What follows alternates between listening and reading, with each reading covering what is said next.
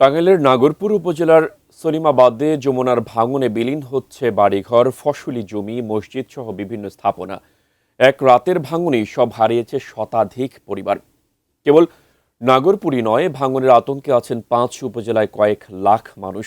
পানি উন্নয়ন বোর্ড তাৎক্ষণিক কিছু ব্যবস্থা নিলেও তাতে ভাঙন ঠেকানো যাচ্ছে না। টাঙ্গাইল প্রতিনিধি নওশাদ রানা সানভীর পাঠানো তথ্য ছবিতে বিস্তারিত ডেস্ক রিপোর্টে।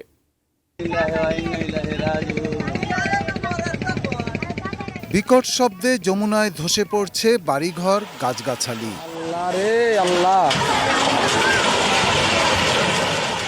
যমুনার ভাঙন গ্রাস করছে সহায় সম্বলের সবটুকু।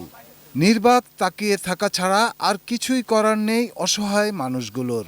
যারা পারছেন তারা বাড়িঘর সরিয়ে নিচ্ছেন, আর যারা পারেননি তাদের জায়গা হয়েছে খোলা আকাশের নিচে। শুকনো মৌসুমে যে যমুনা চরপড়া শান্ত এক নদী, ভরা বর্ষায় তারই আগ্রাসী রূপ দেখছে যমুনা পাড়ের মানুষ। গত মঙ্গলবার থেকে টাঙ্গাইলের নাগরপুর উপজেলার সলিমাবাদে যমুনার ভাঙন শুরু হয়।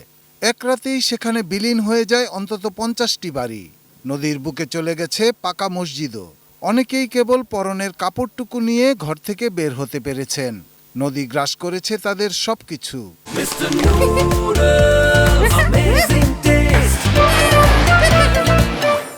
সব হারিয়ে অন্যের আশ্রয়ে মানবেতর জীবন তাদের।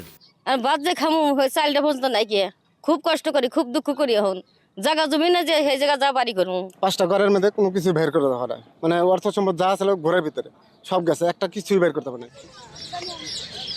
কেবল নাগরপুরই নয়, সদর, কালিহাতী, ভুয়াপুর ও গোপালপুর উপজেলাতেও যমুনার তীর ভাঙছে। এসব এলাকার লাখো মানুষ আছেন বাড়িঘর আর ফসলি জমি হারানোর আতঙ্কে। পানি উন্নয়ন বোর্ড বলছে, ভাঙন রোধে তারা তাৎক্ষণিক ব্যবস্থা নিয়েছেন। টাঙ্গাইল জেলার 30টি পয়েন্টে জরুরি আপৎকালীন কাজ বাস্তবায়ন করতেছি।